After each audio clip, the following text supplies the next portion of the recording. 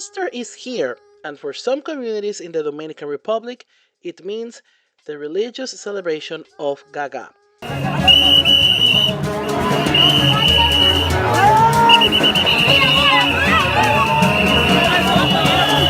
The Gaga is a Dominican religious celebration in the form of dancing and symbolic performances, which is the product of syncretism of not only African and European customs, but also Dominican and Haitian culture, especially because it surges from the sugarcane workers' communities.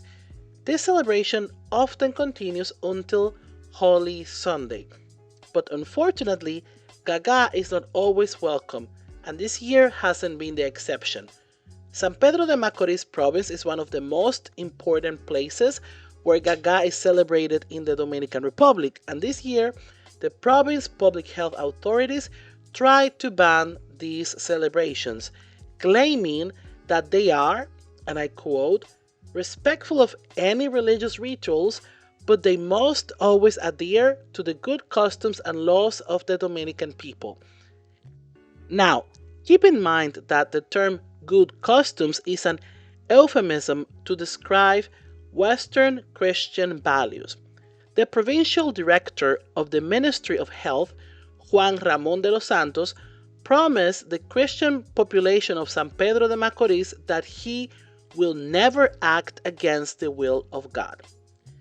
This arbitrary measure does not only go against the Dominican Constitution, but it is also a clear act of racism and xenophobia, and reinforces colonial ideas that are unfortunately part of the fabric of the Dominican society, like the idea that everything that is related to African culture is diabolical and barbaric.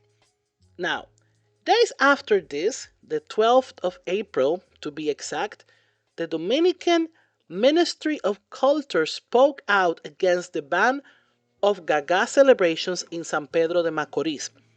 In an official statement, they stated that being the Gaga something typical in both rural and urban areas of some provinces, such as San Pedro de Macorís or La Romana, the Gaga is an expression of religious syncretism that, like any other, is protected by the Dominican Constitution.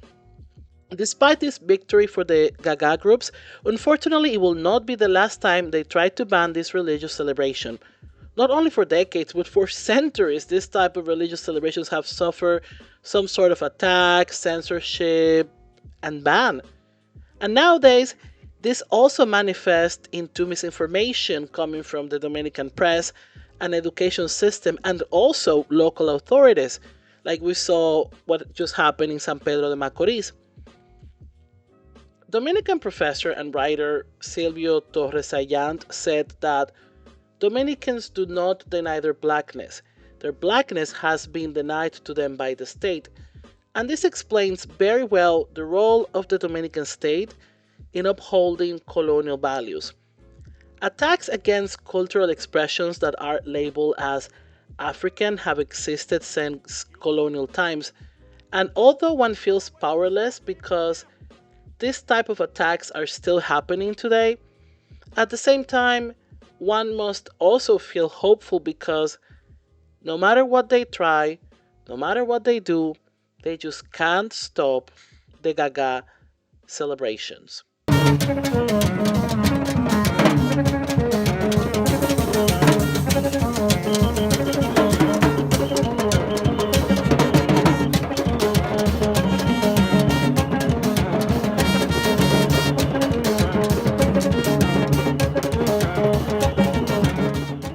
Thank you so much for watching. I know this episode is shorter than what I usually do, but I'm trying to get back into the mood of posting content more often and trying to cover also current events.